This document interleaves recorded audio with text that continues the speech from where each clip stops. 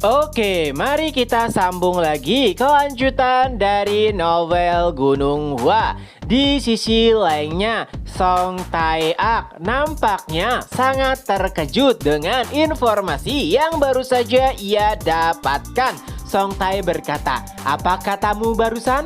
Gunung Hua mengalahkan Wudang?" Sebenarnya informasi tersebut telah disampaikan beberapa kali oleh si pembawa pesan, tapi tetap saja sulit bagi Song Tae untuk menerima fakta tersebut. Ya, siapa yang tidak kenal penatua Sekte Wudang?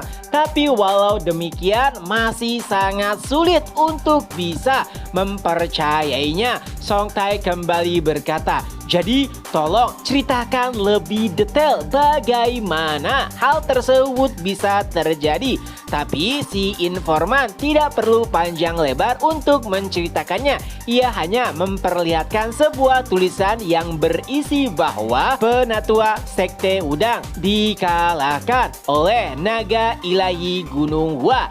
Bagi seorang pedagang, informasi adalah hal yang paling penting. Jadi ia pun mau tidak mau harus mempercayai informasi yang baru saja ia dapat.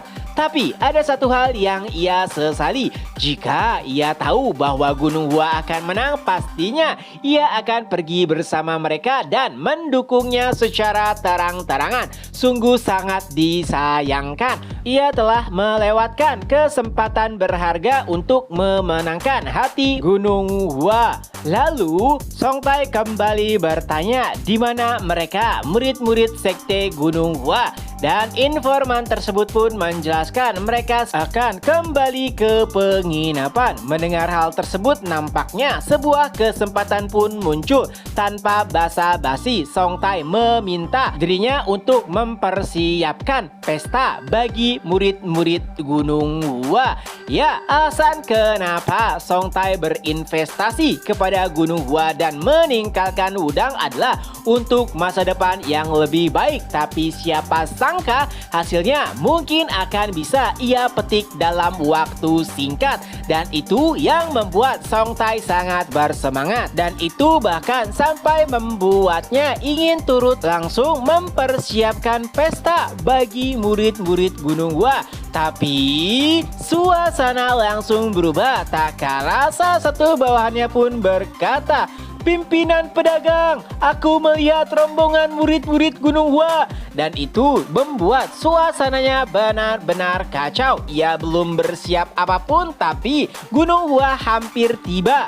Dan entah kenapa kepercayaan diri Song Tae juga langsung menurun. Itu adalah hal yang tidak biasa. Mungkin saja karena Gunung Hua baru saja mengalahkan Wudang. Padahal beberapa waktu yang lalu ialah yang mengantarkan murid-murid Gunung Hua sampai ke depan gerbang. Tapi situasinya kala ini benar-benar berbeda.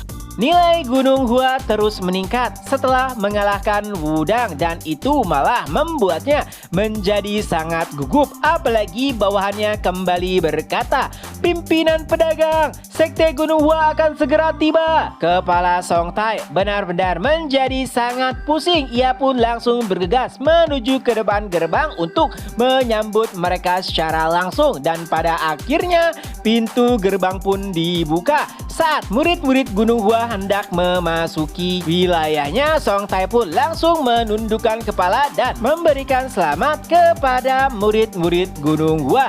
Yun Sang yang berada di barisan terdepan mengucapkan terima kasih karena kepala pedagang sendirilah yang langsung menyambut mereka. Walau demikian, Song Tae berusaha menanggapi hal tersebut dengan rendah hati. Tapi walaupun ada yang menganggap jika tingkah laku Song Tae agak berlebihan, tidak dengan satu orang. Siapa lagi selain Chung Myun, ia langsung menyadari perubahan sikap dari Song Tae. Chung Myun berkata secara terang-terangan sebelum mengalahkan Sekte Wudang, Song Tae nampak gemetar tak kala ia menghadapi atau menerima perwakilan dari Sekte Wudang. Dan itu juga alasan kenapa Song Tae tidak ikut turut langsung untuk menyaksikan pertarungan. Tapi setelah Gunung Hua memenangkan pertarungan, sikapnya langsung berubah 180 derajat.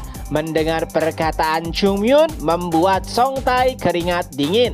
Tapi untung saja penatua Hyun Yong langsung menyelamatkannya. Ia berkata, "Chung Myun, jangan terlalu keras kepada kepala pedagang. Mungkin ia memiliki kondisinya sendiri." Dan saat itulah Hyun Yong mulai memainkan kata-katanya kepada kepala pedagang. Ya, tentu saja itu berkaitan dengan transaksi dan juga uang. Walaupun dikatakan dengan cara yang halus, tapi Song Tae merasa dirinya seperti tengah dicekik.